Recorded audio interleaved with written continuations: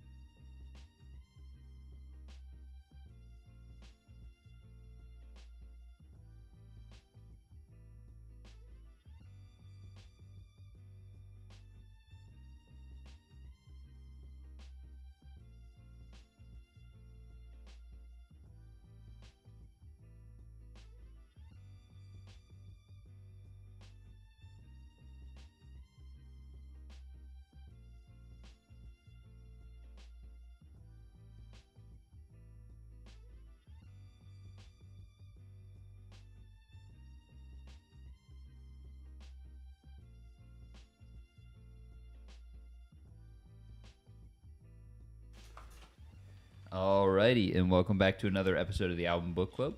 This week we are checking out the wrestling album from 1985, released by the WWF. We have a special guest, Sean.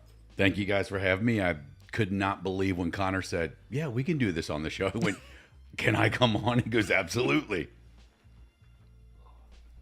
Turn my gain back up a little because I had to cut it down. And before we do get into this review, I did bring a gift for you, Sean, hailing all the way from the Attitude Era. Shut up. This is an Edge and Christian bandana. See, those were the good days when you had Edge and... We're going to go sidetracking here, but when you had Edge and Christian, you had the Dudley Boys, and you had the Hardy Boys, ladder matches, TLC matches. Like, that was good wrestling as opposed to what they're putting out here nowadays. But I appreciate this. I will wear this with pride. Right now, as a matter of fact. Let's get it on. I was, ironically enough, I was going to wear mine, but I couldn't figure out a way to make it work with my hat, and I didn't want to wear it as an ascot, so... Well, the funny thing is, I've never met you before, but I walk in the door, and the belt I'm wearing right now is your belt, and I continued to say, I was like, I have that belt. And then I wore the Ultimate Warrior shirt, and you have the Ultimate Warrior hat on, so kindred spirits, my friend. Heck yeah, man. I bought those in a 2-pack forever ago, and I was like, I will keep one sealed until it goes to someone I believe loves wrestling as much as me. That's it. Thank you. And the second this album was pitched, I was like, hey, Connor, if I find this, do not tell him. It's going to him. So, yeah, we will go ahead. Ooh, shoot. Do-rag, Sean.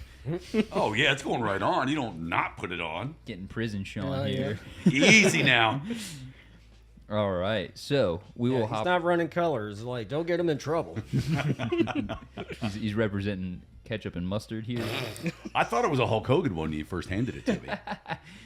It's very similar, I'm sure, to Cell, as similar as Liz did. But yeah, we'll hop into our top three here. I have Eat Your Heart Out, Rick Springfield, Real American, and For Everybody. I went with Real American as number one, and then I went with Eat Your Heart Out, Rick Springfield, because it's such a great diss song. Mm-hmm. And then, what was the other one? Oh, my God. Oh, Grab Them Cakes, Junkyard Dog. I went with Real American, Hulk Hogan's theme, For Everybody. I went Real American, Eat Your Heart Out, Rick Springfield, and For Everybody. Well, we're all like on the same page with Real American. That's a pretty definitive top three there. We'll go to our bottom song, and I'm sorry, David, but I have Hulk Hogan's theme. Okay. I gave it to Nikolai Volkov, Katamia. That was garbage. Land of a Thousand Dances. It's crazy that almost made it in my top three. Land of a Thousand Dances did? Or no, not. Katamia did? Almost. My bottom song was Don't Go Messing with the Country Boy. That's for reasons that Logan knows exactly why. This guy hates country with his entire soul. That is true. Yeah, so we'll go into our individual track reviews here with track 1, Land of a Thousand Dances. I gave it a 6.5. Out of? 10. Okay, I would probably give it, and this is based on how ancient I am, back in the 1900s, kids. Walk with me here. That was back when it was on MTV, and if your video was on MTV, I was always like, oh my God, it's on. Oh my God, there's all the wrestlers. I was that guy. So I would probably give it like an 8. Okay. It's also kind of nice not to be the oldest person on the show for once. I think you're safe with me here. I give it a 6. Give it a 6.5. Ultimately, I saw what was coming up, and I go, yeah, here's my range, and I really can't set this too close to that. And yeah, it's just a great song.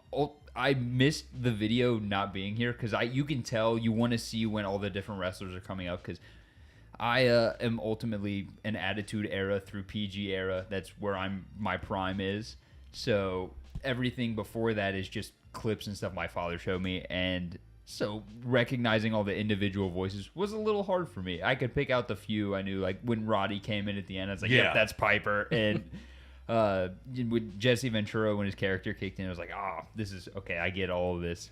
But it was just, I wanted the video, and the playlist I clicked on was all just the album picture and that. And I just found, while we were sitting here right before we pressed play, the video for this song. I was like, oh man.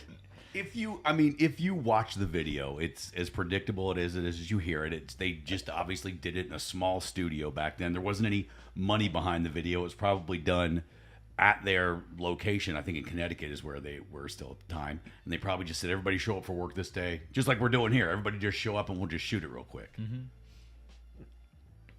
Mm-hmm. Not sure what I expected, to be honest. But feel like I'm listening to a Muppets album. Though, I mean, Fair. there are characters, which, for the record, not a huge into wrestling. Like, I love the movie They Live, so I have a You got the Rowdy Piper reference, yeah. mhm, so it's like, oh, that guy's awesome. I know that for a fact. And in middle school, I bought a Stone Cold Steve Austin shirt because it had a snake skull on it. Even though I'd literally never watched wrestling, I was a total poser. But I've always been weirdly defensive for it. Like, when people are like, oh, you know that's fake, right? How about you stop being stupid and realize that most wrestling fans understand that it's a show. It's Right. about the, showmanship and the bravado and that sort of thing. These are grand characters putting on a grand spectacle for everybody. And Characters, yeah. they understand that. And hell, it's a goddamn job maintaining those bodies. So even though it's one of those, I've never been into it myself, I still have defended wrestling. I find that like horror Yeah. movies, music, and wrestling are the things that, like, if you like one, you tend to just be okay with all three. You're like, if wrestling's on, you're like, I'm not offended. You don't have to turn it off. It's there. Or like if you've got like a horror movie on, it's the same way. And Yeah. you're just really into one of the three, and then the other two just kind of fall in with it. It's a weird triangle going on. Yeah, I definitely see that. So I've heard the na na na na na na na na na na na. I've heard that before. Don't hate it, but the voices are a little too cartoony for it to really be enjoyable for me right now. I don't know. I guess it's fun. Oh my god, did it need to be over 5 minutes though? And I wasn't a fan of the two dudes arguing at the end. It got a little grating for me personally. Oh, I like that part. Pretty much all of the like skit aspect of this album I think is done great throughout, and I love how, and I'm getting ahead of myself a little bit, how every song ends with a lead in to the next song, almost like it's a radio show. That affected a score later, so we'll get there. But pretty much everything that we've talked about already went towards me liking it, but like David was saying, he recognized that one part of the song. Is it sampled, or did they just redo a reference to? They just redid it and then okay. inserted their own lines and stuff in it. I would say this is ultimately a cover of a song Yeah. with separate lyrics at the like verse parts. They're pretty straightforward about it when you actually go Yeah. look at like the writing I credits and all that. That's not why I was taking points off for it. It's slow. It's They went too slow for the sample, which I know it's not, but so that hit it a little bit. But like all of the notes on here are just positive about like I like that this is just a fun. They went to the booth and messed around and made this pretty much whole album, but this song is kind of just an introduction to that with the radio style of it that carries on throughout the whole thing. I think that's done really well. But as a song, I'm not going to go put this one on like I would a lot of the other tracks on here. What would, if you had to put one on, you're like listening to it, what would you put in like one of your mixes? I mean, it's going to be Real American, but there's like half the album that I could throw on something. It's so weird to like listen to you guys talk about it because this is something you're completely detached from. You weren't there when it came out. You didn't really watch it back then like I did. And then understanding like how much of a marketing tool it was for them back then, because when this album came out, you had to promote it. The only way to do it was on TV. So every wrestler would usually come out to the song that they cut. So you had Junkyard Dog coming out to Grab Them Cakes, Dancing with the Kids. Hogan's Real American was always on, which ironically, like it was said in the album, was made for Mike Rotundo and Barry Windham, the U.S. Express. So it's really cool to see it through your eyes when you guys are describing this stuff, bad or good, because it's all there. Yeah. This is ironically enough one of those things that I think fits into a really weird niche, especially with the era it came out, of just things for people who maybe couldn't have the full show. This is a section of WWF for someone who maybe couldn't watch Raw or SmackDown or whatever it was back then during the territory wars. It's just, you know, they get their little commentary, they get a wrestler's entrance, and, you know, this is something I could very well see myself when I was, you know, 10 years young. Not 10 years is not enough. I'm old now. 20 years younger.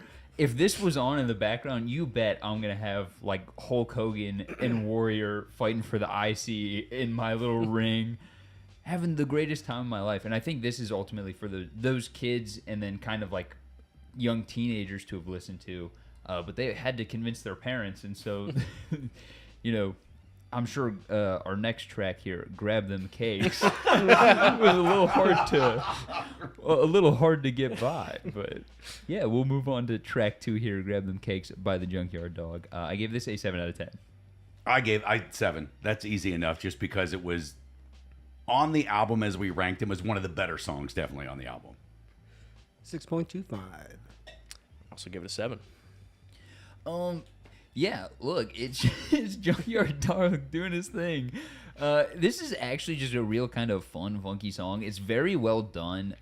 Back in the day, a lot of the wrestlers either would record with Jimmy Hart or they would do stuff like this, where they would get with a real producer and just kind of do their own theme songs.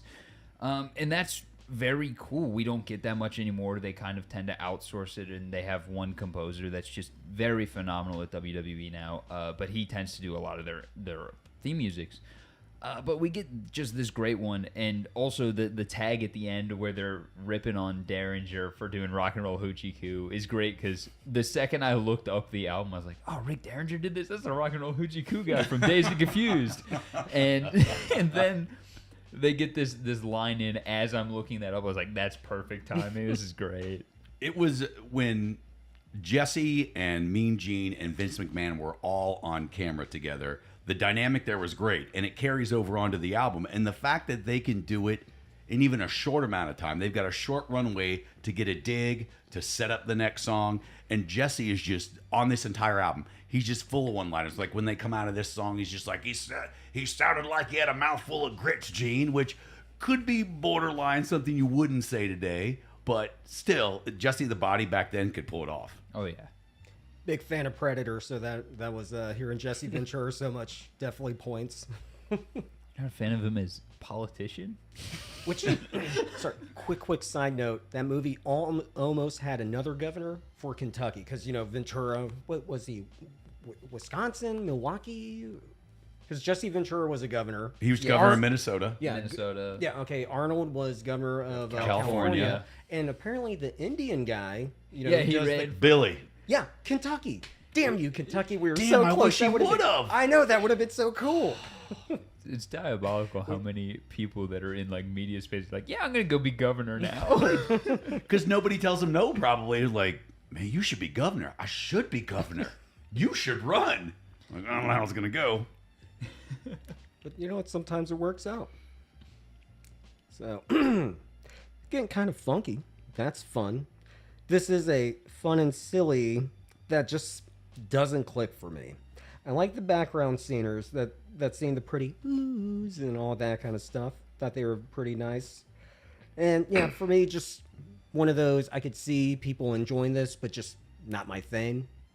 And I do like the lady singer. That was probably one of the bigger things that boosted the score. And just, I guess I'm just not a fan of Junkyard Dog's voice. I'll be honest, that was part of it.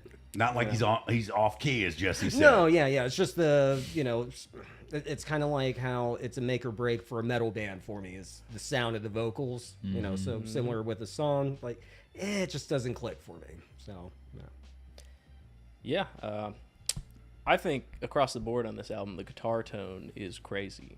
It's I love awesome. it. It's great. I don't think there's gonna be too much talk about the actual music of this album in this review, but I'll see what I can do. The problem with talking about the music is it is the most money spent that a company could have spent on music being made. So it's like, oh, this is dated. Yeah, no shit. It came out in '85. Well, no, I have a note in the first track where it was, this sounds really good for being on YouTube, which should not happen. I say there's a few songs that I was like, I'm gonna go rip this because the quality is actually that good, and it's not on any streaming services.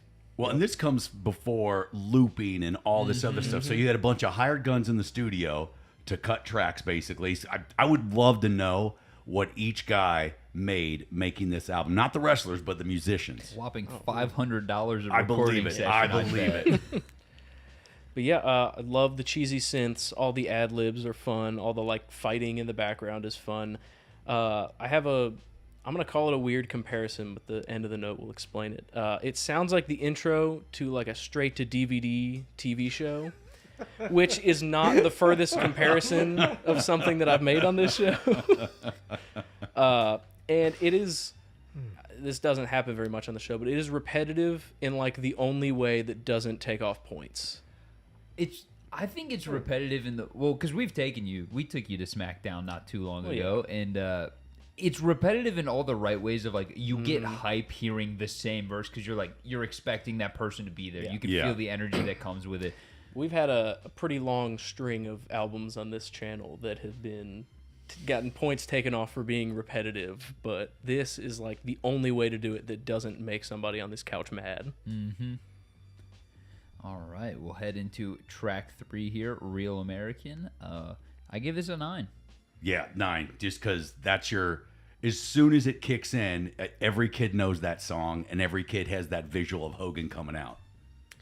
I originally gave it an 8, but I think I'm gonna give it an 8.5. There we go. That's a 9. Easy. Don't quote me on this, but I feel like this song did actually chart at one point for Rick Derringer. I know it has made a bunch of his greatest hits albums. It's a very good song. One, just if you feel very patriotic, this is in my 4th of July playlist every year. And whether you agree with the guy that it ended up being for or not, I'm not a big lover of Terry Bollea. I like Hulk Hogan, not the guy that's playing him. But it's just a great song. It makes you feel pumped. You want to go drop kick somebody. Yes! Like, you want to fight. We would do those things growing up where if you were playing basketball or something like that and you'd have your cassette, you'd cue up this song and you'd walk out with your team, and at 11 or 12 years old, you felt like that was you for a hot second, just coming out and people chanting your name because when you hear that song kick in, it just does something. No matter how old you are, I feel like you guys still hear what I hear when it kicks in. You just can't help be like, yeah, I'm an American. Hell yeah. Okay, this is kind of neat sounding. Okay, someone, not to diss the other guys too much. Okay, someone that can actually sing. Like the keyboards, the nice spacey sound. All right, the chorus is actually pretty goddamn catchy. It feels less a part of the WWF show vibe it's doing and more just like its own rockin' song. The solo was super fun. Yeah. This was the song when it was playing. I was really disappointed that it's is there any version on any sort of streaming thing, or is it like just trapped on this album? You can definitely go get this. You have to go through Rick Derringer, but it is there. Damn it it, is his song. I mean, it's his song, so it's on Apple Music through his artist page. Yeah, but yeah, it's like on his greatest hits and stuff. Damn it, because with my scoring system, an 8 means I want it in my like list, or normally that means it is on my like list, and this one I really, really want on there. Would you pay $1.29 for it? Yeah. Okay. I'll but take that as a yes. But I'm also a Spotify guy, and Okay. I want it on my Spotify list. You know, like We'll YouTube talk is. after It's the on show. Apple We'll talk Music, after the- so Is it? I don't. Yeah, I right don't here. do Apple Music. Sorry. No, I'm No, that saying means if it it's on there, probably- it'll be on Spotify. Oh, and he also plus crosses. there's MP3 rip sites. So if I really want it, I can just throw it on my MP3 player. I was gonna say, Yes, I know I how to- still use one of those. I know how to get downloaded music on Spotify, so if it's not, talk to me after the show. Okay. Yeah. Yeah, I have a very similar note to David's first note, which is not that the first two weren't real songs, although the first one's questionable. This is the first one that's like a real song, and pretty much it plays out like a real song. And my biggest note is whoever they got to play guitar on the last song must have just realized he's getting paid, because he started actually playing on this one. And it sounds great. So ironically enough, that is the difference between Studio Guy and the last guy, and this is a Rick Derringer song. He did this for the WWF, wrote it, recorded it. This is him playing guitar. I was gonna say, it's like the same tone, so I assumed that it would be the same guy, but they just paid him his session work in the first song. If I had to take a guess, what happened was they went into Derringer's studio. probably, yeah. And just Oh, recorded on his for amps sure. and pedals. And so the tone, while it's the same throughout, he was like, I'm going to do this one. Well, it felt like he was like, this isn't going to be a gimmick song. If you want to use this song, you can. But like Connor was saying, like it does feel like it should. Why is this on here? And yeah, it did, like I said, I'm pretty sure this did chart. And I know that it is one of the ones that he recognizes as one of his greatest hits. So, yeah. So this guy is just a wrestler? Like he wasn't an actual No. singer? This guy is an actual musician that Oh, did this okay. album for them. He did the Oh, production okay, work. okay. You probably know the rock and roll hoochie coo song that like Oh. we keep getting referenced to. If you've seen Dazed and Confused, it's in there. Oh, I love that movie. By far my favorite soundtrack other than Discovery, but Hey man, you got a joint? Be a lot cooler if you did. All right. We'll move on to track 4 here. Eat Your Heart Out, Rick Springfield, by Jimmy Hart. I gave this a 10 out of 10. I'll never give something a 10 just because it's too, but I'll give it an 8 for sure. I gave it a 7. I give it an 8, and you say that, and then doing the show for 3 years, you get worn down a little bit. Start say- giving out some 10s. Yeah. After a while, you hear so many 4s that you're like, okay, some of these gotta get 10s. Well, it's not like it's a make-a-wish. You'd be like, all right, help this song out or something. You know, sometimes it is a make. No, we had one review that broke us on giving out 10s, and Yeah. it altered the rest of the show. the brain chemistry. But yeah, I actually think this is even better done than Real American, because you're getting a real producer and then Jimmy Hart, who's another musician producer, and the Mouth of the South may not actually look like it, but he does know what he's talking about music-wise. There's a reason he's got the keyboard on all of his suits. But yeah, this is a very catchy beat. It's also a very good diss. You know, we get the line where he throws in, "You took Jesse's girl first, now you're coming for mine." It's like, it just hits all the right beats while also sounding like a song that you have for sure heard before and being original. Yes, it takes a very common, just 8-phrase specific of just 80s or 70s rock, but it's not stealing from anything inherently. It gives its own lyrics and has very fun, catchy lyrics. I went looking for this on Apple Music and it wasn't there, and I was so upset. Yeah, the because I wrestling want album's this. not there. Like, I went looking for it, and I'm like, so I did the same thing when I listened to it on YouTube. And the way that I think it's different, that a way like, you know, a good guy has a song, but a way Jimmy Hart has a song when he's a heel, and that means he can come out on television and talk about how he's got, you know, nominations for the song. He's going to win all these awards for Eat Your Heart Out. And it's such a great gimmick to marry that with the song and the character. All right. Some bouncy, fun 80s pop rock. Solid singer, or at least enjoyable. Sometimes I'll kind of doubt myself. Like, I want to declare, like, this singer's great. But it's like, oh, wait, I don't have nearly as much knowledge as them. So I'm going to put a few just in case, like, as far as I could tell. So, at least enjoyable for me. Fun and bouncy. Chorus is solid. Not as catchy as the last song, but still. The intro and outro for me held it back a little. And I didn't like the spoken word stuff as much. What do you mean, the phone call? Ring, ring. Yeah, it held it back for me a little bit. And I almost wonder if I would have given it a higher score if it had come before Real American.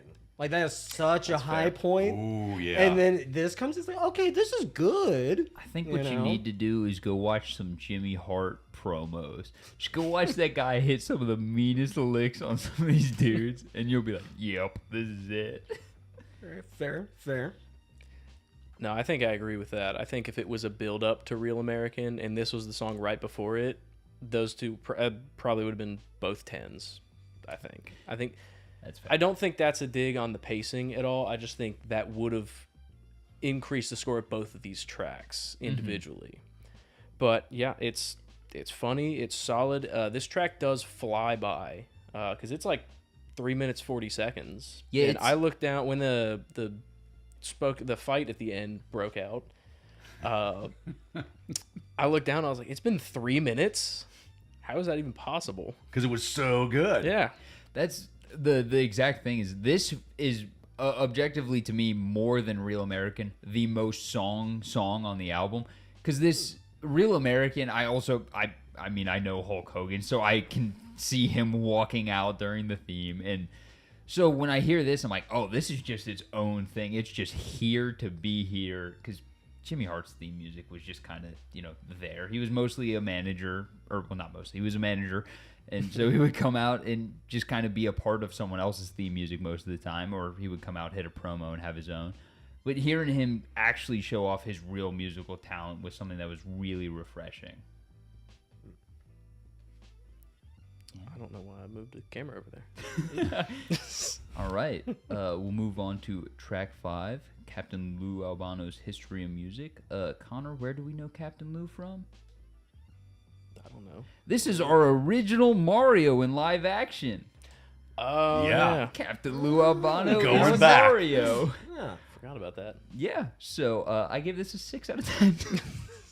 I'm going to give because I had it in my top 4. So I'm giving this an 8 just because the song moves. Like, the beginning of it's a little cluttered, but once it starts picking up, it's just a fast track. Give it a 6.25. Give it a 5.5. Ooh, ouch. Connor shit on it. Damn. So because this playlist was all uploaded by one person, I assume that this was the quality it was originally from. This is a very poor quality track. It is very hard to listen to with what I was presented, and I assume it was presented in a slightly better fashion originally, but not much better. And ultimately, Lou Albano in my head is Mario. So I'm just hearing Mario sing this song the whole time, and I'm like, oh, this is awesome. But it does struggle a little, I think, for being a playlist song, but it is perfect for the album. Well, going along with how they, like Connor was saying earlier, the radio type thing, the spoken word, there's a lot of that, obviously. But with him and Georgie Animal Steel in the very beginning of it, it really drug, where you're just like, come on. Once it kicks in, again, for me, I think it's great. But the other extra stuff in the beginning, no. See, oddly enough, it was a lot of that's. Who was the other guy you mentioned? Georgie Animal Steel. Okay, I think that guy is. Okay, started off legit funny to me. That guy in the background must be who you were talking Yeah. about. The tone and quality of his voice has that just. It's just inherently funny sounding to me. That was cracking me up. But for me, as the song goes along, I feel less into it. Really don't care for this guy's voice. Do you like the piano part? The horn section? What? Crazy. That part was super weird and neat. That was really cool. That's actually probably where that 0.25 came from. Actual guffaws on that one. So, yeah, again, the background dude, He's cracking me up. And the horn part. Actually, you know what? Just for the funny, semi-retarded sounding guy and the that weird horn part, I'm going to boost it up to a 6.75. There we go. So my first note before the actual song started was, "Will this be my cop-out bottom song?" And it feel like an interlude. It didn't. As it was building up after the intro, which I can look past, I heard Wipeout in the background. But then they brought in the surf guitar, and it wasn't Wipeout, which is weird. It's Captain Lou Albano. What do you expect? I did not like the voice. Nobody likes his voice. And I That's- understand that. I get Mario. that. I get that. Several people in the YouTube comment section want this song played at their funeral. I read What? multiple different notes of this should play. I need this to play at my funeral. Wow. Okay, that's a good shit post. That's funny. He didn't pluck those rubber bands in his beard. Sorry, David, but the piano sucks, respectfully. But the bass or tuba or whatever on Earth played right after it was pretty funny, so I can get over that. Overall, not great. I can't imagine if you're in the booth trying to coach him through the song. Like the spoken word stuff, this is what these guys do. They ad-lib, they cut promos. But we're like, all right, now you've got to sing these parts. Lou, whatever his, I don't know his real name. But that to me in itself, I wish they would have had a documentary with this, behind the scenes, the making of this album. As somebody who's coached somebody who does not do music through albums, I can only imagine. All right. If he's watching, he'll know who I'm talking about. They're like, all right, so He's Lou, not we watching. just need you to sing this. Okay. Man, he sent it through the raspiest. You can tell that guy smoked a pack of Marlboro Reds until he got God, famous. yeah. Yeah. All right, we'll move on to track 6 here, Hulk Hogan's theme. I gave this a 5 out of 10. I'd give it a 5 too, just because it was such a. It seems to me like just a throwaway track that wasn't really. There wasn't really anything to it. I'm a big instrumental guy, and I give it a 7.5. That's one of your highest scores. It is. Wow. I gave it a 6, but now finding out that I'm not going to get killed for saying that, I'm going to give it a 5. Yeah, so honestly, Hulk Hogan's theme to me is real American, damn it. I Yes. don't care about this one. Don't give it to me, especially when you give me the better one right before it, or a couple tracks ago. And then this, yeah, it's an instrumental. It feels like a tack on. It's very good instrumental. There's nothing wrong with it per se. I actually tend to listen to a lot of wrestling tracks just in my regular playlist. And this one just wouldn't quite make the cut. I don't think it's quite as grandiose as we can get, but also it's still just, very solid. So it feels middle of the road. See, I wonder if this was already in place because the Saturday morning cartoon with the wrestlers, the Rock and Wrestling, Hulk Hogan's Rock and Wrestling connection, that was the song. That was the opening sequence where they had it. So I wonder if the WWF at the time was like, let's put that on there, because maybe they were trying to fill slots. Who knows? I wouldn't be surprised if when you originally bought this vinyl, it came with an advert to watch Hogan's show. Because, yeah, this, and reading about it, there were some tie-ins where they were trying to push other things with it. And I know they dropped, I think around this time, they had dropped like a new line of Hogan stuff to try and help promote it. So it's all that give and take. I'm not a big Hogan guy, though. I always liked the guys that he fought against better. I was a big Warrior guy, big Andre fan. You like the heels. You like the bad guys. Exactly. Yeah. They're always a lot cooler. Edge became one of my favorites. CM Punk is just I lean towards the bad, and then Hogan was always the guy who's like, you're the baddest guy here. Why are you the face? Be a heel. Come on. But that was the behind the scenes stuff. But That's true. Once he finally flipped that switch, NWO, then everybody thought it was the greatest thing in wrestling history that had just happened. Oh yeah, we get the black bandana, the full black, the silver sunglasses. Oh, it was peak Hogan. You got the Scott prick. Hall. Yes. I like the one guy who kind of looked like the Crow. I think he was And named Sting. Yes. Yeah, but before I that, he was remembered his flamboyant Sting with the flat top with Oh, the yeah. the You wouldn't have bleach liked him job. then. He was awesome. He was actually a better wrestler Flip than. it. There you go. Well, back Put the then, back up there. when he was the Crow version of Sting, all he did was just show up in a trench coat with a baseball bat, beat a few guys, and get paid probably, I don't know, a couple $1 million a year. Yeah, but Really, it's sometimes just because I like the Crow. sometimes he would show up in his own mask and pull it off, and that was always the funniest bit. They'd be like, who attacked him? It's Sting! This guy in a black trench coat and his Sting mask. Yeah, it was Sting. That is pretty fun. All right, I'm totally down for this being just an instrumental. Still, it basically is. Enjoy the wailing guitar. Definitely had a very rocky vibe, which makes perfect sense. Melody is hella catchy. And you know what? You said it was used for an intro, yes? Yes. That means it was good enough to be heard over and over. Just say. Every Saturday morning. He's got a point. Yeah, so I want to get out of the way. This is a good song. Everything I have written will disagree with that, but it's all instrumental, which is fine. It's good, but I expected more because of the rest of the album. There's no jokes in this one. There's no it gains being like a good song, but it loses the charm the rest of the album has, and that's why it's a lower score. Yeah. Fair enough. All right, we'll go ahead and move on to track 7 here, For Everybody by Rowdy Roddy Piper. I gave this a 9 out of 10. I'll give it an 8.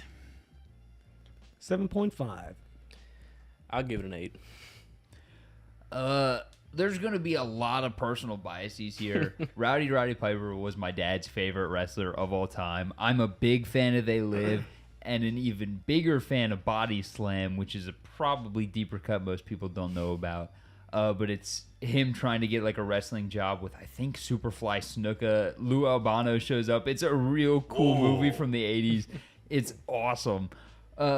But also the fact that this is a guy that they always build from Scotland. He's from like Wisconsin. Yeah.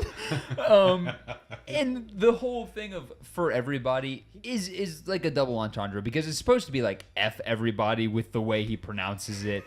And it's just awesome. It's hilarious. And Rowdy, if you know him, he was a hot rod on the mic. And then when he came back for, I can't remember which Rumble, it was like 09 to 12, one of those. He came back. They had to cut the mics because he came back and just yelled at Superfly Snuka, "You mother effer," as loud as he could. And it got picked up on every mic in the room. That, to me, Roddy Piper's song here in this instance, I don't think gave him enough shine. I think the song is okay, but I think as far as how big his character was, because for every evil, you have to have the good. So you had the Hulk Hogan as good, and at the time, Piper was that necessary evil that he had. I mean, he was the guy who was basically just, ripping on people in the Piper's Pit segment. Hit Superfly Jimmy Snuka in the head with a coconut, for God's sakes. And he's like, "You like living on your island? You probably have coconuts on your island." Then he hit him over the head with it. You're like, this guy is hilarious. So I think as far as the song goes and how he was used on this album, he was definitely underused. Yeah, I can agree to that. I could definitely see that. Especially because he has a lot of bubble gum to chew. And passes the kick. Nice pop to it. Tiny bit of a ska vibe with the rock and horns. So that was kind of a neat element. Piper's vocals is interesting. I know it's supposed to be for everybody, but I kind of like that it sounds like fuck everybody. And singing that way legit makes me laugh. So yeah, I very much enjoyed this song, and Piper is pretty goddamn cool. I feel like he said that at least one of those choruses. I'm 90% sure he 100% he said did. it every chorus, Yeah, and they for changed real. the words.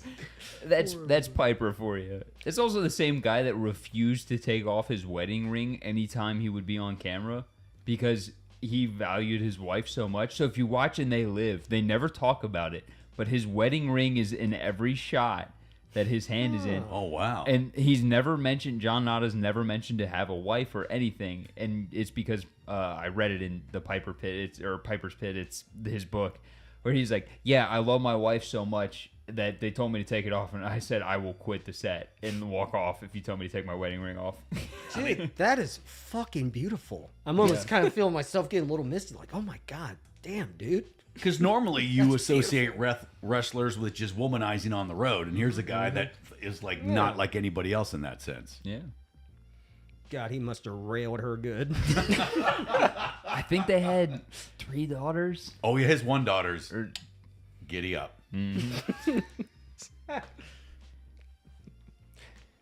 Yeah, I definitely don't have as much notes as I probably should for the song, but I had it's a good track. I like the vocals, and there are some musical references in this song, or they're just copying other songs for the bit that I could not place. There's like 3 in this track that I was hoping that somebody would have on their notes. I had none of them. There's just a bunch of different Motown motifs, not necessarily like particular songs, but just things that are done in that style, which are, I mean, yes, from specific songs, but also they're from almost every song. So they just take a lot of the motifs, and I think that's really cool. Other side note, my favorite Roddy Piper bit is when he chased Goldust in the white Bronco after the OJ. Yes. It is so good. If you ever get a chance, if you guys watch Always Sunny, he had a recurring role. He had a recurring role, on Always Sunny, which was just some drunken wrestler guy that they would hire from time That to was time. Roddy. Oh Yes. my God, I never picked up on that. That is Yes. one of my favorite jokes. Yes. Dude, he's been calling you the N-word behind your back this whole time. What? I love that show. Yeah. All right, so we'll move on to track 8 here, Tutti Frutti by Mean John Okerlund. Christ. I gave this an 8. I gave this a 4. Ouch. Listen, that is...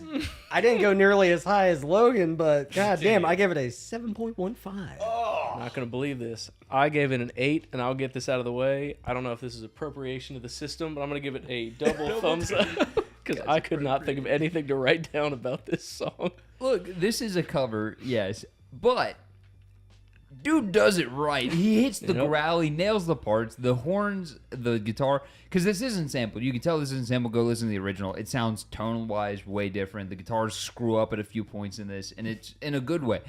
I think this is actually just awesome. And then I had to unfortunately get reminded that Mean Gene passed away, because for whatever reason in my mind, I'm like, yep, that's the guy that is timeless. He lives forever. Agreed. And then you go look at like the death date, and you're like, oh man, he's gone. Now listen, my 4 doesn't mean any diss towards Mean Gene because he's the best to do it by far. But it's just like on the following album, if we get an opportunity to go over that one, when Vince McMahon covered, I forget the track, but again, you're not, and this is of course the wrestling album, but to me, they were there for just doing the commentary in between the songs, and they nailed that part of it. To like bring Mean Gene again, it brings me back to where I'm like, maybe they didn't have enough slots. I don't know. And they were just like, wouldn't it be funny if Mean Gene did this? Like if all of us were sitting around and we had to fill like 4 more songs and be like, oh, wouldn't it be funny if all our moms came in here and sang Do Me Baby? I don't know. Like you're just trying to fill space. So that's what that song felt like to me. I can kind of see the fill space thing, but it's like you do that, like, I don't know, we need to fill the space, and then it turns out the guy can actually sing. Because for me, this is a pretty solid cover, and I like oldies. I'm an oldies guy. I'm not hardcore into it, but I have a good handful of oldie songs, and the original is a fun jam in my book. And this one is interesting in the vibe it kind of achieves. Like, it does not sound like straight plucked from the 50s itself, but it still captures the vibe of it. I don't know. Like, it doesn't sound 80s. It feels the most out of time out of any of the songs, even though it's oldies that it's covering. So to me, that made it a little bit more interesting. This felt like a cover band to me. Like this, like not like in a bad way. This felt like a cover band that was like, this is our one song that we do really well, and like it's not even trying to do it in any specific style. They're This just is their doing good it their song, way. as you're telling me? I'm not hiring this cover band. Okay, come on. We know it's Real America's the real good No, song. no. I'm not saying and throughout the whole album, but I'm saying like if you hired a wedding band, right? And then yeah. this was the one song that they knocked everybody's socks off with. I get it. But I also disagree with you to a degree. I bet this is the one that Mean Gene walked up to. He's like, guys, look, I'm the voice. I've got to be here. Everyone knows who I am. Yeah. I can nail this song at karaoke if we do it 20 clicks faster than the original song. Yeah, I mean, because he is a huge personality, and I guess not to have him at least do something is probably a disservice. I would bet more fans would have been mad had the voice, in everyone's mind, this is the voice of WWF. He's the announcer. He's who you want on commentary. He's the guy. And if they were to have not had him on here, and like, who else are you going to replace him with at this time? Honky Tonk Man, Big Boss Man, like Brutus? Are we getting a Brutus track of like Beauty School Dropout? Come on, they had to have a cover. I'd listen to that one. I would too, because it'd be hilariously awesome. And we did get a Honky Tonk Man track, remember? Yeah. I'm the Honky Tonk Man. He's the honky tonk man. I'm cool. I'm cocky. I'm bad. But I think that was maybe Pile Driver, but that's for another day. It is, but the thing is this is what you would expect out of Honky Tonk Man, and I don't think he could have done it at this pace, because this is one that, we're wrapping up towards the end of the album. They're doing it quick because they're trying to get through it. They're having fun. They're keeping the pacing up. They're keeping you into the show, because this is a show. It's a show without the show. This is a radio show, ultimately, if you're looking at it from that perspective, because it was recorded, put on a record. This is something that you're meant to pay attention to and enjoy. That's why we get those bits of the clashes. And this is something to kind of, I think, bring you back in, because we're getting a lot of WWF stuff and a lot of things that, maybe you're a parent that's not super into it, and you're like, come on, can we turn it off? And then boom, you get Tutti Frutti. You're like, ooh, okay, I'm jiving. I'm potato caking in the kitchen or whatever. Especially for the time, that would be the jams those parents grew up with in the 80s. Yeah. And everybody, the other thing you gotta think of is all these kids, or not all these kids, a lot of these kids were probably to some degree raised with their grandparents. That's a very common old practice. What were they listening to? This. So if I go to grandma and grandpa's house, or not this. At the time, they would have been listening to the fucking Ink Spots. The grandparents of the 80s. I mean, this is Rick James, so it's the same way that like my grandma still fawns over Elvis, to the point where if she sees an Elvis impersonator, I'm not sure she's not leaving her husband. But like, it's just these were spring rain hits the desert. These were the hits that were acceptable, that people knew, because this is. I just picked up on that. I was like, oh. But these were the hits that were acceptable still. These were the pretty solid. If Johnny Carson played this, most that's 60% of true. America's gonna be fine they're with going it. to know the track. And a WWF album, especially, we're getting down to the 20% of America that likes it. Well, you can now range it to 30%, because it's got Tutti Frutti on it, and my grandson likes it. Yeah, it's a fun track for him to do. Mm-hmm. Still sucked. It still sucks. Yeah. We'll go on to track 9 here. Don't Go Messing with a Country Boy by Hillbilly Jim, not Hacksaw Duggan. I gave this a 6.5. 8. 6.5. I give it a 5, and I'll get this out of the way. I don't like country, and this is like specifically the country that I don't like. Bluegrass. It's not a surprise that this is my bottom track. Yeah. To be really, really honest here, this is the most generic kind of bluegrass hoedown music they teach you. This is simple 16 bar and then repeat. Then we have the minor, not like key change, but you take the minor chord progression going forward, which was done a lot in 80s rock as well. And then you go back to the original. It's very, very simplistic music-wise. And then when we get to the lyrics, they're even more simplistic. And while I think none of it's a bad vibe and all of it fits Hillbilly Jim, none of it is wrong in any way for the character. I think as a song, it struggled. And then as far as just where it came on the album, I would have rather seen this in the 2-3 spot instead of here. We should have had the kind of shoehorn at the beginning instead of now. Not a big deal, though. Well, it's like for the other side of the album, and this is where I see the album going downhill. It's like they put their strong stuff, like you said in the beginning, as far as pacing and everything. But for whatever reason, I like the song. I didn't really care too much for the character, but I like the song because it just seems like for lack of a better term, a hillbilly hoedown that you're having fun with. Maybe that's why I like it, just because it's easy. It's nothing that you really have to be like, oh, was this a good? No, was that a band? No, it's just basically like you said, 16 beats and that's it. LOL. heck of a mix-up. Oh, it's that bowling instrument, that boing, boing, boing. I noticed that in it. Yeah, that Drake thing. noise. I don't know what that's called. Yeah, me neither. That's why it's the boing instrument. All right, I can actually dig some good fiddling, and there was some good fiddling in I know this. what they're talking about. I can't remember. The guy's voice is solid, but the chorus is way too repetitive and gets kind of annoying. Thankfully, it's short. So, Well, I think it was, and again, it's like we were talking about earlier. Like, who are we dealing with? You're dealing with Captain Lou Albano, so you probably had to make God knows how many takes with that, and they probably got to the point where they're just like, let's make this song. Because I agree with you guys when you said Mean Gene like went in on that Tutti Frutti song and attacked it. Still don't like it. But I think when it got to Hillbilly Jim, they were probably just like, can we just make this simple? Because at the end of the day, it's a marketing tool. Hillbilly Jim at the time was pretty big in the WWE. So we got to have him on the album. Let's make it just as podunk and as easy as we can do it. And it sounded like that's what they did. and well, like I said, I like the quality of his voice, but I just wish they would have had a little bit more mix up to the chorus, versus because a good chorus usually has what 3-4 different lines. This felt like just the same. Don't mess. It literally is just don't mess with the country boy. It's like, okay, add a little bit more something. I may be tripping here, but Hillbilly Jim, I thought, always got down to the ring pretty quick. And with this being kind of like sort of theme music, it makes sense that it's pretty repetitive because they realistically probably did 1-2 passes and then we're like, yep, loop it. And easy for the crowd to get into and clap. Exactly. It's very easy for everyone to find the beat. It's, very dong, dong, dong, dong.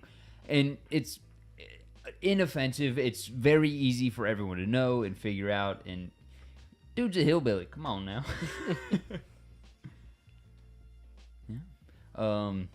I believe the instrument we were looking for earlier was jaw harp. Jaw harp? Yeah, It sounds like something completely different, but I'll go. Yes. you bite on there's 2 prongs and then a metal thing you flick in between. It's known for taking people's teeth, like the bottom part of their tooth off because they always set it up wrong and smack their tooth with the metal prong. Oh. And I only know that because I worked at a music store and saw it happen to 3 separate people. Ooh, be careful. This out there, hurts to kids. say because they have family from Appalachia. Well, maybe it was so popular because so many of them didn't have teeth to begin with. Right? Then you ain't got to worry about it. It's very popular. Very possible. Yeah. Yep. Cool. We will move on to our last track here, track 10, Karamia, by Nikolai Volkov. I give this a 7. Comedy value, I'm gonna say right around a 7. But as far as how we've been rating everything, it's gonna be a 5 for me. 6.75. I gave it a 7. So yeah, in respect to the album, I think this kind of nails the perfect outro. It's a song at first, and then he's like, I don't like this. I'm going to go to the USSR. And then he hits the USSR pretty good. Like, all of the singing is very operatic, and you can tell there is some sort of, like, training there, or at least some sort of ability to be able to do it naturally. And that in itself is impressive. But then it just kind of fizzles out into just goofiness because it is ultimately a WWF record. And then we get Jesse Ventura. It's like, we got to do a duet, but with the 3 of us. It's like, oh, there's a word for that. It's called a trio. But he's like, we got to do it with the 3 of us. And they're like, hey, yeah, okay, we'll go. Yeah, we got this. And then they just walk out the door. Where are you going? Come on.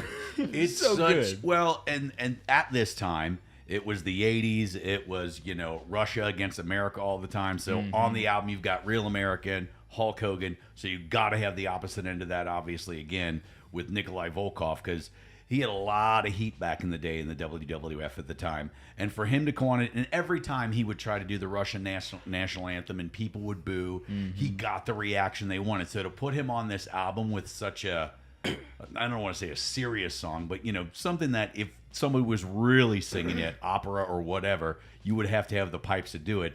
And just to have him do it like this, you were just like, oh my God. So it was almost like WWF at the time was trying to get that same reaction when you're listening at home, where you're like, "Boo," like all the old grandmothers with oxygen tanks in the VFW halls watching wrestling, like, "That's not my America," like all that. So to me, it wasn't a great song, but like you said, I think it was a good way to just cap off the album.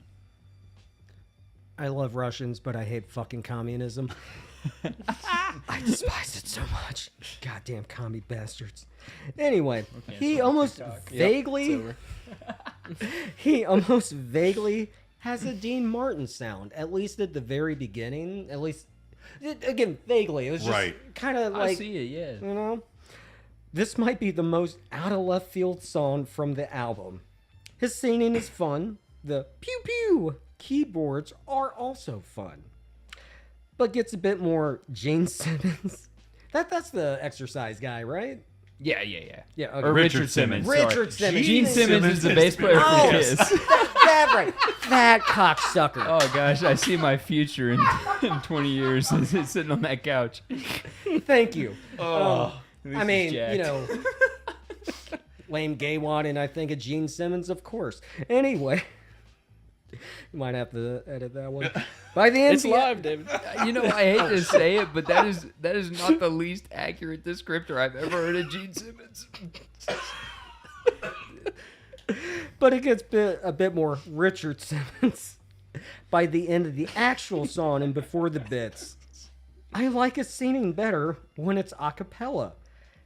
Would have probably been more enjoyable without the bickering, because there is a good tonal quality to it that I can enjoy. Like, I'm not huge into opera and stuff like that, but I have a good handful of opera songs that I like, and like, yeah, okay, I actually think he sounds better here without all the other music going on.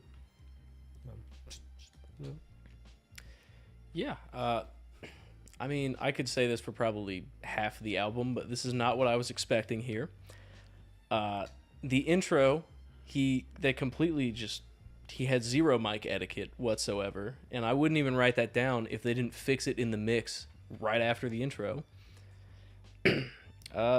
Vocally, it's solid, and it only really goes out to under 2 minutes. It's like 1:58, and then the rest of it's kind of what you expected for the outro to this album. They pretty solid, and I didn't even know the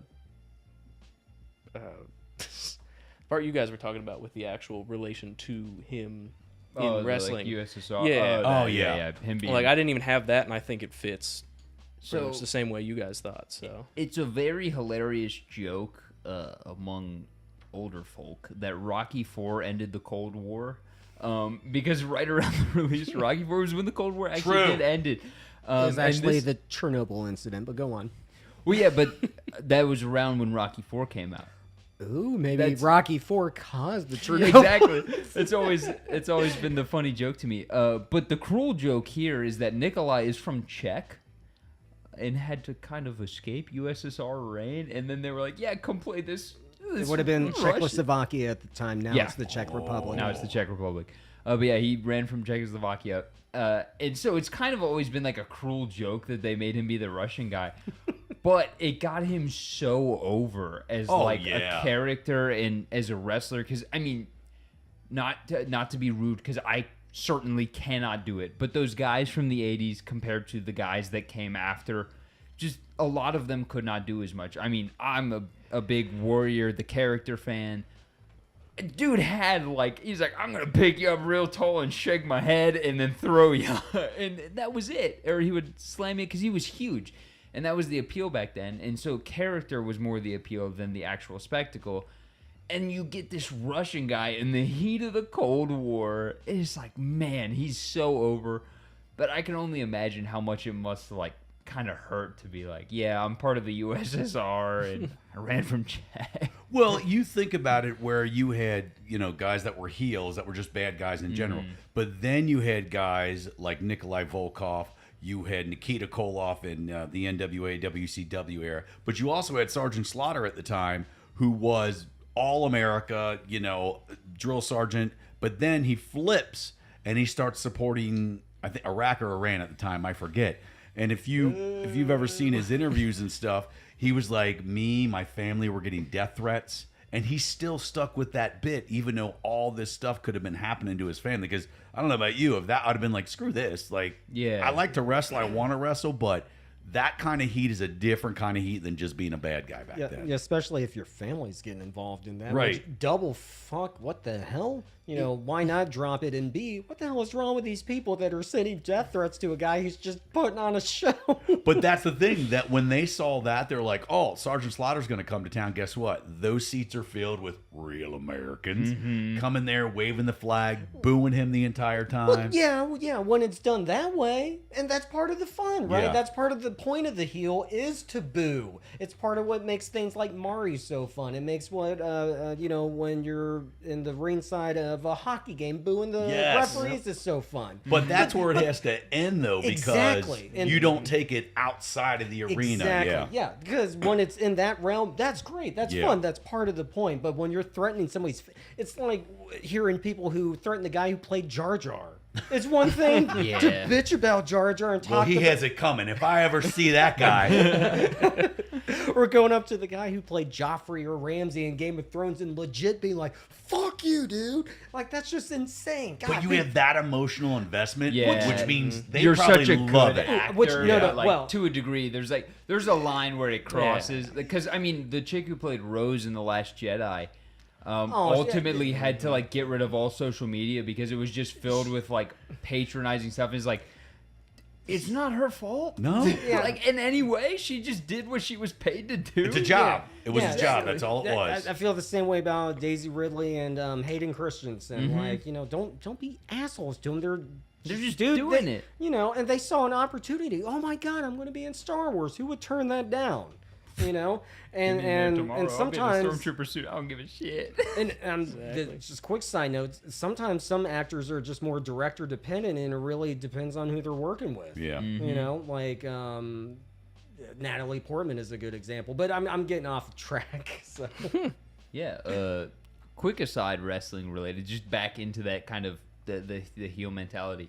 My stepdad and his buddy went to go see Jerry Lawler back in the day. Oh, that's old, like Memphis territory stuff, right? Yeah. So when he was, I don't remember where he was stationed, but he was stationed somewhere, and Lawler was coming through doing a military show, and his buddy was at the front row, like, "Fuck you, I'll kick your ass," and all this stuff, and they took him out.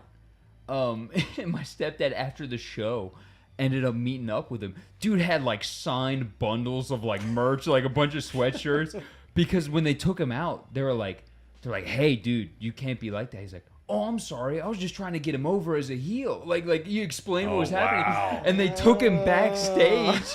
And like after Lawler's match, she was like, "Thank you for doing so much." Like Lawler got in his face. It's like this really cool moment of fan and wrestler understanding the show and doing it. And you know, security did everything right. They did what they were supposed to. And when the guy explained, "Hey, I was just trying to help," they were like, "We're really sorry," and they made everything better. But he wasn't allowed back in because it was the last match of the show. But Right. Yeah. Lawler came and met him. He's like, yes, like when those people are really into it, it's really awesome because it does create this tension, especially because, you know, Lawler back in the day was a heel pre-King era. And I mean, he was even a heel during the King era, but he just would come out and be the old school classic Roman Greco style wrestler against the new age Punk. And no one wants to see the guy that's doing lockups and Right. crap. That's boring, quote unquote. I like it a lot. It's really technical. It's really cool. But just to have fans be able to interact and actually add to the show and create this real, quote unquote, tension that's, you know, easily dispelled is amazing. And I wish we could kind of almost get that back because it's sad the things that kayfabe used to be more alive than it is now. We understand that, you know, when Roman Reigns walks into the ring now, he's evil Roman Reigns. Right. Versus when we see Joe Anoa'i out in public, you know, he's not Roman Reigns. He's the guy that's just trying to push his Hollywood career and make himself look like a better person. And that's ultimately great because we live in a time that is so dire to like being able to separate two things. Because if you can't, it's very mentally. Well, I think that's where it goes back to what you were saying earlier about how, like, yes, we know it's fake, but to the wrestlers' side of it, they would hold on to that character even when they were out. Even with kids, they'd be mean to kids to a certain extent. So it's one of those things where you had brought up as well about like you like horror movies, wrestling, and comic books, but it's like wrestlers were the real life superheroes, like live and in the flesh. Hulk Hogan was, for all practical purposes, a superhero that we all rooted for. Larger than life. Yes. Yep. And now it's not there anymore. We still understand it's a show. We can still be entertained by it, but like doing the albums and the gimmicky stuff like this, they just don't do that stuff anymore, because now they're like, well, I've got this amount of time in wrestling. And you're seeing it with guys like John Cena and, retiring earlier and earlier because they've made their money and they know that down the line, WWE's not going to take care of them. They're all independent contractors. They're paying for their own health care. So at some point in time, you got to walk away from something that you love to either whatever. If you're going to start radio, a podcast, or go into Hollywood, it doesn't have that longevity as it used to, I guess.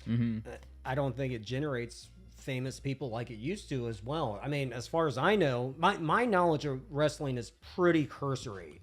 And the last big wrestler is John Cena, really. Yeah. And how long ago was that? And I mean, I'm aware of Asuka, but that's in part because I'm a pervert. So, it's just, I like that thick Asian broad. Wait, you're not mentioning Rhea Ripley over Asuka? I might have seen her ass on Twitter, but I'm not 100% sure who you're talking about. I will disagree with you just to an extent, but I think it's creating a different kind of star. Where we're seeing John Cena is like, he was an all-time personality. But ultimately, John Cena is probably one of the best human beings to ever exist. He's never turned down a Make-A-Wish. Yeah. That guy is, one, very clear-cut on his boundaries, and also two, very respectful of everyone while staying within his boundaries. And so it creates, like, John Cena was his own enigma, but, like, really before that we have, like, Steve Austin, who never really branched out but was big. Bret Hart, who was big. Owen was huge. Obviously, Ultimate The Warrior Rock. Hogan, The Rock. Yeah. Which, I'm sorry, he is a terrible actor. Agreed. Arnold isn't a great actor, but he has charm and personality and legit good movies under his belt. The Rock does not have a single legit good movie under his belt. He's the same I'm guy going in to throw every that movie. down. Yeah. Yeah. And it's not even just that. He doesn't pick good movies to be in. But, like, we have guys nowadays like Brock Lesnar. That to me is a household name, and I know he's not exactly from this era, but he's kept through. But he branched into UFC.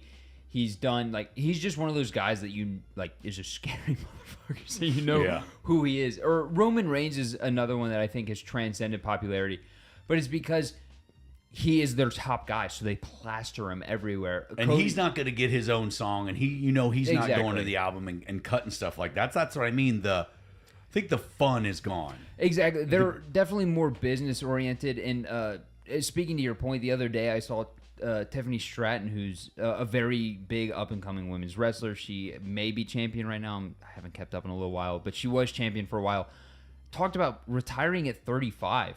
And I remember dudes whose career started at 35. Yeah, I'm Diamond like, Dallas Page didn't get started till his late 30s. And I mean, DDP is still going. He's got his DDP therapy. Like, he's still a very big personality. And I mean, back in the day, we got Ready to Rumble with David Arquette, which was a movie with. God. Don't you dare talk bad about that movie. It's awesome. Now listen, that's where WCW jumped the shark, is when they started to incorporate him into the main roster, That was becoming bad. a champion that intertwined with the movie, and you're like, and again, you got to try. What if it stuck? What if it was the biggest thing that they ever did? I mean, you don't know until you try something. Again, goes back to the album. They're like, how can we market this business other than doing it like we always do? So they came, because theme songs were huge back then, and you had to pay the rights way back. Like when Legion of Doom would walk to the ring, it was always Iron Man. Don't know how much they had to pay for it every time they would walk into an arena or whatever, but they didn't have their own music until they came to the WWE. I saw Paul Heyman talk about it. It was about $1,000 a show. And I mean, Back then, that's a lot of money. oh, I mean, I come from the time of you pay ASCAP fees. I've been a cover band for a while, and it's a regularly known thing. You don't go to a bar that doesn't have a thing that says ASCAP certified, which essentially was a cheaper way to get around that. You would pay a blanket rights statement for anyone who was within the right holders of this. And the way they would get around that in WWF is the rights holders would be like, nah, you can't stream it for as long as you want to play it. You get 30 seconds of that. Right. And so they would like nickel and dime these guys for every theme song. And eventually it just became pretty standard practice to just get your own theme song made by composers within the company. But for a long time, WCW and like the Nitro Girls, especially, They were a good distraction. They were a good distraction. The Nitro Girls were always dancing to non-royalty free music that cost money. And then you have Eric Bischoff, who took over and was by far one of the worst businessmen I've ever seen. They would have made so much money if they would have just let Triple H DX into the building with the tank. They would have sold tickets out for the next 3 months. But Eric Bischoff had an ego and wouldn't let it go. Should have cut an album. Yep. An album. All right, we will move on to the pacing of this album after that soliloquy there. I gave it a 10. I mean, all in all, considering side 2 of the album was pretty much running downhill for me, I'm going to give it a 7. I also gave it a 7. I gave it a 10, and that's only I'd say Wow. 25% because I accidentally wrote that on there instead of album art. I grew up listening to Eddie Murphy's Raw on cassette, and so this is nothing out of the ordinary to me. This is a comedy rock album. I would love to actually get this on vinyl. I think this is perfect, especially like thinking back to being a kid or a teenager. If I had had this then, I'd have loved it. I wouldn't have hated a single track on it. I wouldn't have even had a thing to say about it. It's all just right there with, it's wrestling, it's fun, it's goofy. You're getting a full show while also getting, just tracks. It's not only like a good listening experience, I think, as someone who's maybe trying to get into wrestling or someone who doesn't know what wrestling's about, but also as a wrestling fan, it's just a perfect like listening experience. Nothing made me want to ever go, yeah, I'm skipping part of this or anything like that. I loved all the comedy bits at the end. I think they kind of made the album true, because if this was just songs, I would have been like, this is a little worse paced. Yeah. But you get the fact that this is a show. This has Vince McMahon, it's got Mean Gene, it's got Jesse Ventura, and they're just going at each other the way they would in the commentary booth. I can see them sitting there with the headphones, being stupid and having fun, and that's what matters. I think you nailed it by saying that the dialogue in between the music is so essential, because if you just put this out as just the songs as is, I don't think it's nearly as popular as it is as an entire piece. And it just wouldn't fit the, I hope I'm using this word right, oeuvre of wrestling. It is a show. You can't just have the meaty bits. Right. You need those connecting parts in between. So yeah, that's kind of essential for the whole experience. And for me, I guess maybe I should boost up the pacing score a little bit at least, because I really only had like a moment, maybe 2, where I was kind of like, oh my God, carry on. And it was the first track. That was probably the biggest, like, this is still going?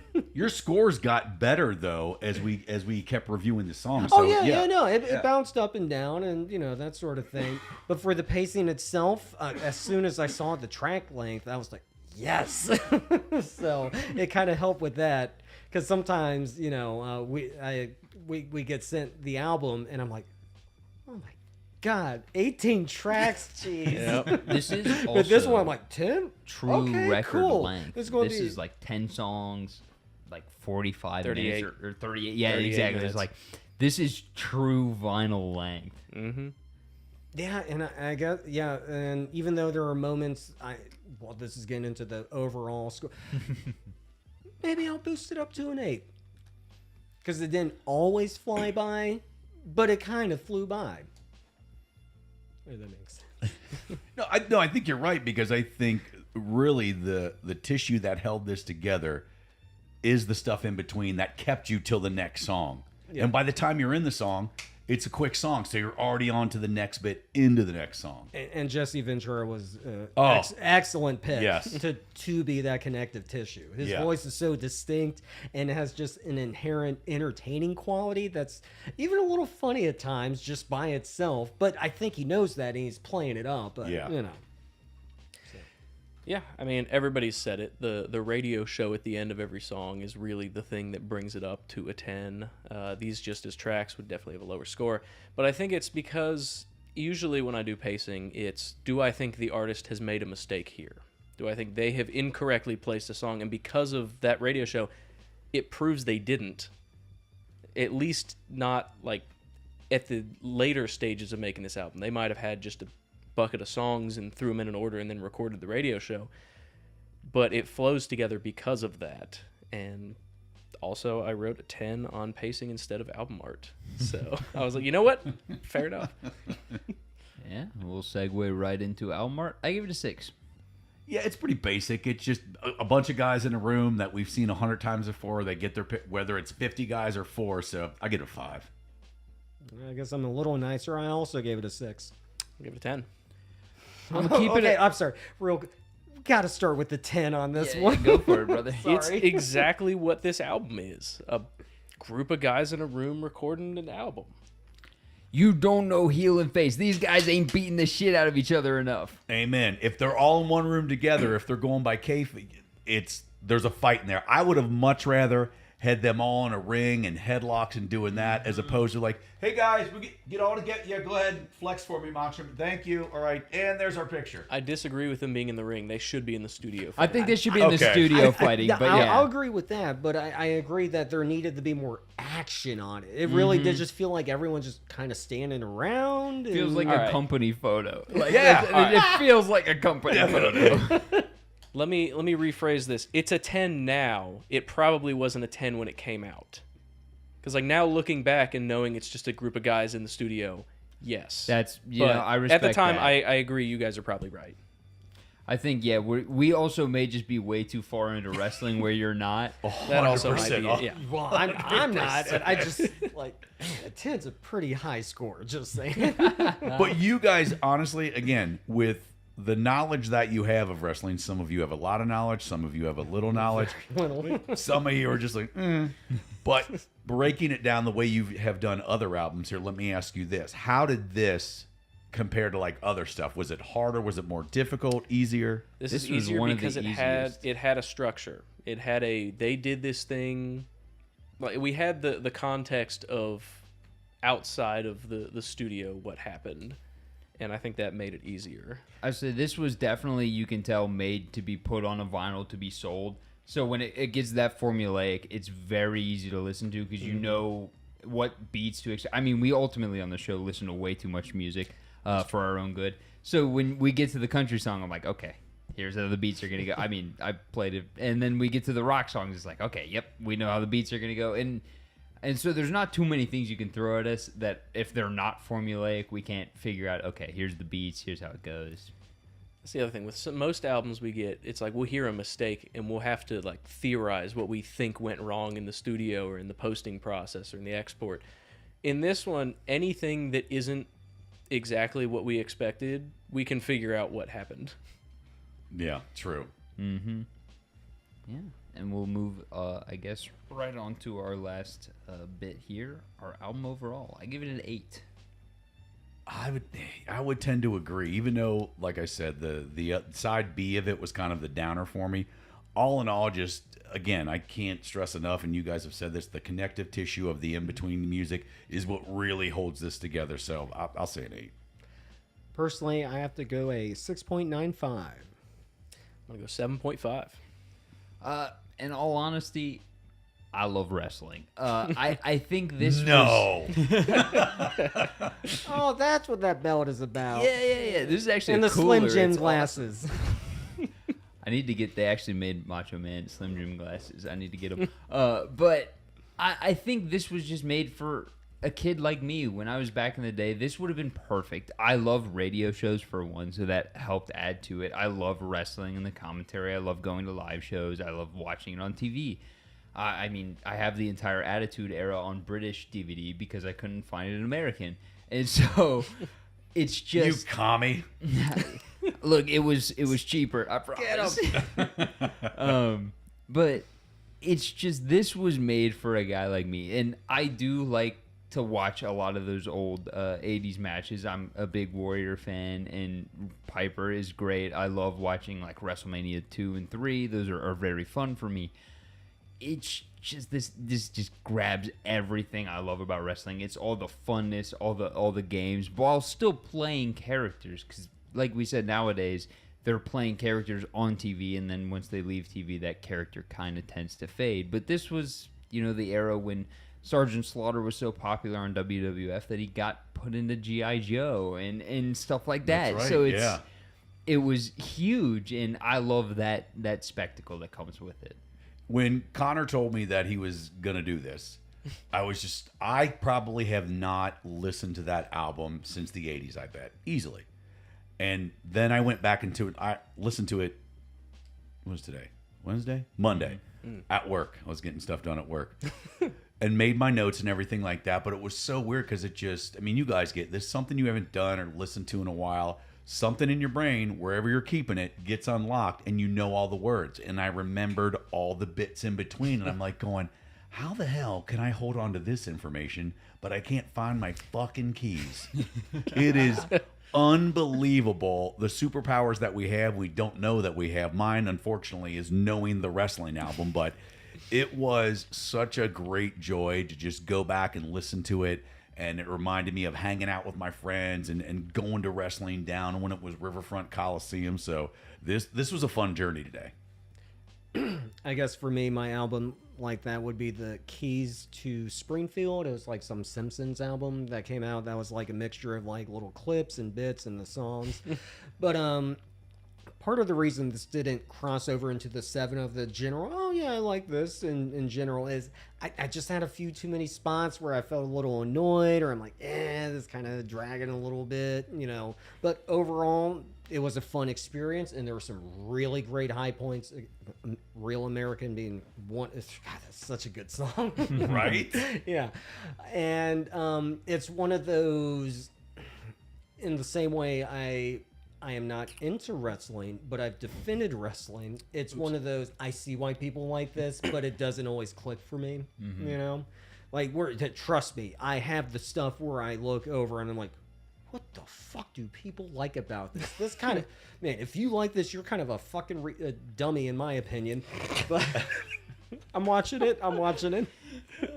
But, so yeah, wrestling and this album is one of those.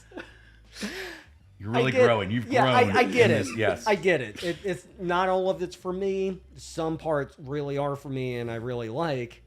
But it still had those moments that it just didn't quite click. But I still get why other people like it. But the fact that you guys every week throw yourself into these situations where you might be listening to a POS album from front to back, but you're literally taking the time to break it down from an objective point of view, including this dog shit album that I thought was the greatest thing in the world when you heard it back then. And again, I think we've, made some bridges here with wrestling and us here today, but it's so, I think, incredible that you guys take the time and do this every week. So hats off to you, or headbands off to you. Yeah, I think specifically the very last thing David said and not the thing right before it is what applies to me the most. There are spots that I didn't like. There's the country song, for sure. But there's also, I think the whole first half of this album is great. Yeah. The second half, it's all right. But I do think it was all intentional. So, like, I can respect the art put into it and the work that was put into it and the comedy that was put into it. And it was their first try at it. Yeah. So they really, kind of just relied, I'm sure, on the producers and everything and guide us in the right way. Because now what I'm going to do, I will go listen to their second wrestling album to see if like you guys said, see if the pacing's there, see how they fit things in, to see if they learn from this one. And it kind of occurred to me while this review right now, it's actually really kind of impressive how many of these guys were legit good at singing. Because this is way before fucking auto-tune and that kind of shit. So when Roddy Piper's actually singing and that Derringer guy and, some of the others, it's like they were legit good. And that's especially, adds to their repertoire, what they're able to do as wrestlers, Who do you guys feel was the best vocalist on the album? Derringer, by far. Well, He's wrestler. He's a real musician. Wrestler. Oh, wait, that's right. The best wrestler. Either the guy after that song, I forget his name, or Roddy Piper. I think it was it Grab Them Cakes? Was that No, what no, you Grab Them that Cakes was is the number second 2. song. Oh, that okay. I personally did After not. Real American is Jimmy Hart. Okay, yeah. Okay, yeah. Which I thought, I got to give it to Jimmy Hart all day. Yeah. yeah, I like agree. wait, was he the one who actually hit some decent falsettos? Yes, so he's the one who Which I want to say Jesse while Ventura being- commented on. he did. While being a wrestling manager, was a real music producer. He did a lot of the 80s wrestlers theme songs. He actually wrote, produced, did a lot of them. Which is why I was genuinely surprised to see that he had he had no hand in producing this album other than being on that track. So, Yeah, go figure. yeah. All right. We ready to roll outro? Not yet. I got to announce next week's album, but I have to confirm. Did we pick this one or do you want the other one? That one, yeah. Okay. Next week, we will be listening to Ego Death at a Bachelorette Party by Haley Williams, suggested during the Women in Peril album. I will figure out who specifically said that one before that review. Woo! I think I know, but I don't want to be wrong. Yeah.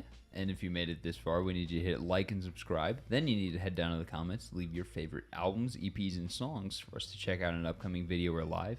And then you need to go to our fourth a lot of wall work. store. It is. You need to go to our fourth wall store and check out our merch. Pick up some of that stuff. We've got our wonderful Varsity hoodies as well as some of our other hoodies. Our Album Mug Club mugs as shown now. We also have some wonderful hats, t-shirts, and stickers. So You know what you guys need? You need to do an album. Work we've with been Dub- working on We've that for been like trying. 4 years. Get on It's it. in the works. Yeah. We will see you in the next one.